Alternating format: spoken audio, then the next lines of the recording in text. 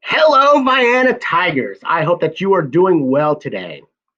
I thought I'd spend a few minutes talking to you about the Winston-Salem Forsyth County's school plan to reopen schools starting in November. You probably have started to hear about some of the plans and not exactly sure what's going to happen and what's it look like for my child. So I hope that over the next little bit here, I can explain a little bit more what might be happening. Of course, the school board is in charge of and control of if they approve the plan or not. And we'll talk about the plan and about when the school board will be meeting and voting on the plan. So hopefully I won't mess this video up. And if I do, I'll learn from my mistakes and learn how to edit better. I know the first time I had a little edit issue and I thought I fixed it, but I didn't. But you know what? That's how we learn. We learn from our mistakes. So here we go. Our safe return to schools, which is what we're all looking for, is we want our children to return safely to schools. When they do return, it will still not be school as normal. The schedules will look different. How we operate will look different.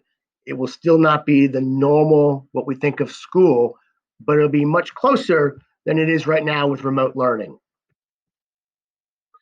So here are the three different plans that the school system has under the governor's orders. Right now, we're in Plan C of remote learning only. If we do move to Plan B, calls for moderate social distancing.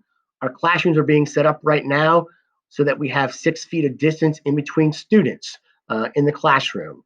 We'll have lots of stickers on the floors in the bathrooms, directing them around the building and maintaining that social distancing as well.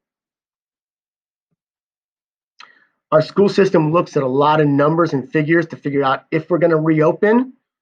A lot of these you probably have seen before. Just going to go through these figures very quickly. And you can see here, and this entire PowerPoint is on the school system's website if you want to look more closely. I'm actually just using a handful of slides from that PowerPoint.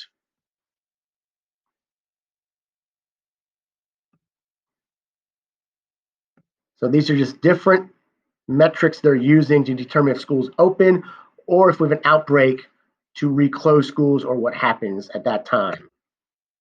So during this entire time, for months now, we've had district-wide teams, school level teams, lots of teams working on how do we return to school safely for our children and for our employees. And so you can see we've had a lot of thought going into things about what to do that's going to work out best for everybody, including looking at the best practices of other school systems. All right, transitioning back to school. So for pre-K through 12th grade, first thing we're going to talk about is safety and health protocols, including socially distancing. So as students arrive on our campus, if they're bus riders, which will only be for residential students, transportation, and you'll be getting an email about that. Transportation is only for students that are residential to their school.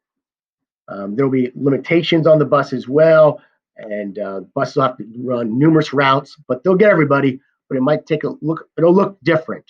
On the bus, there will probably be an assistant who will be doing a health screening, which includes the questions that we're used to being asked when we go anywhere about if you've been around anybody with COVID, you've had a fever, things of that nature, as well as taking the child's temperature. If they pass all those questions, they get on the bus and we bring them to school. We do the same thing for our car riders. When they get here, we will have a staff member asking questions and taking temperatures before they enter the building.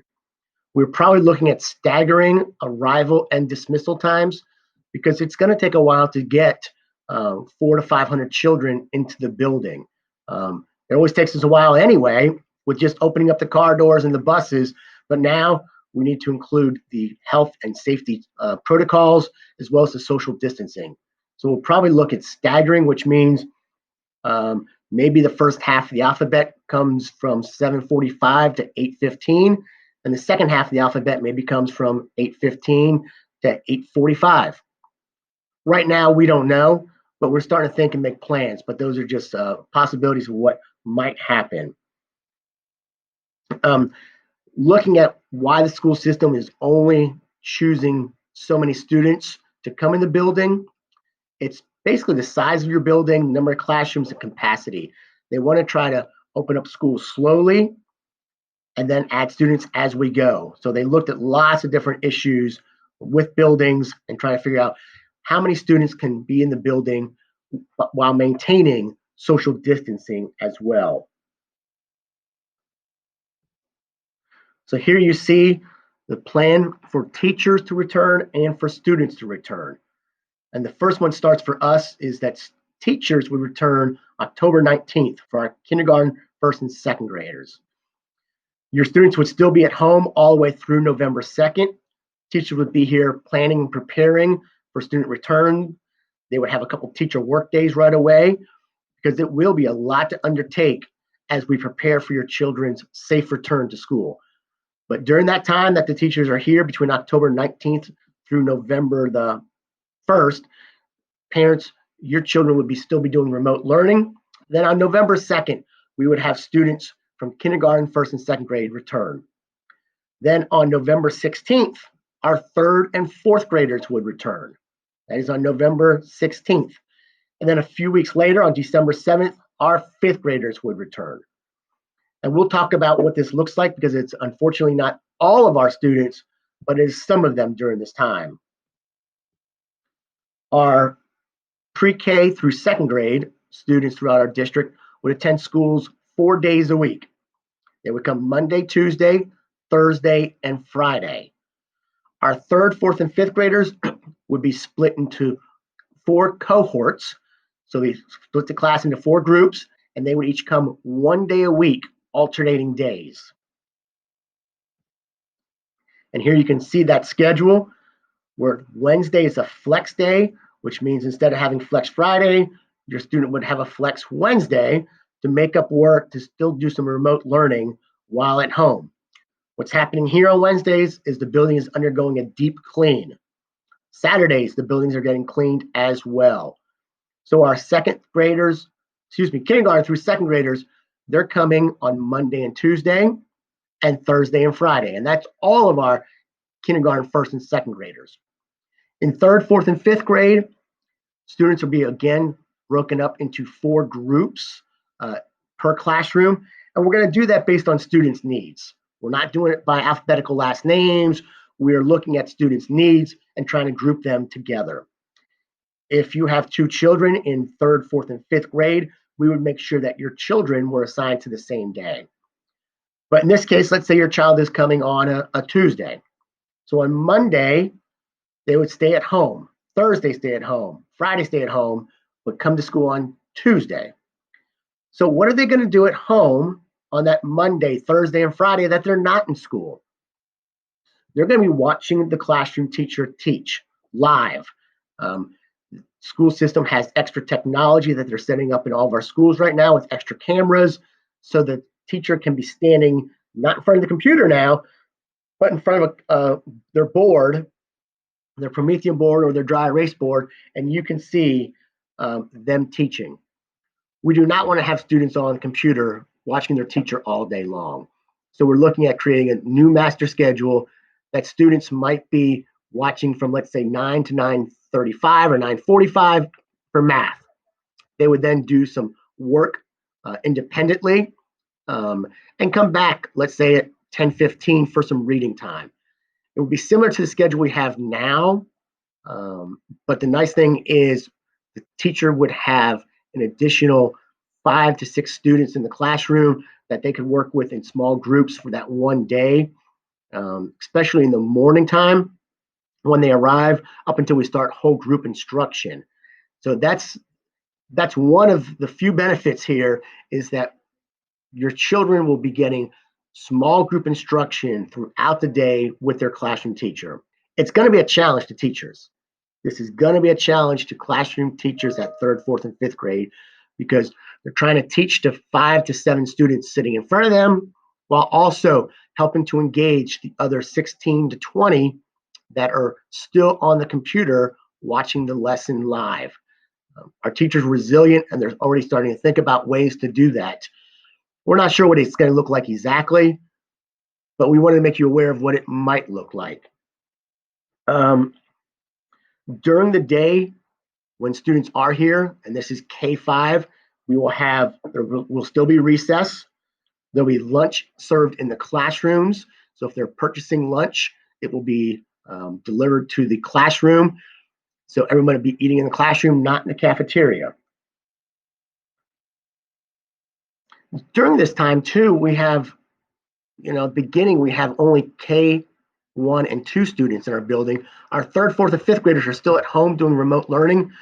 Our reading workshop and our specials will continue.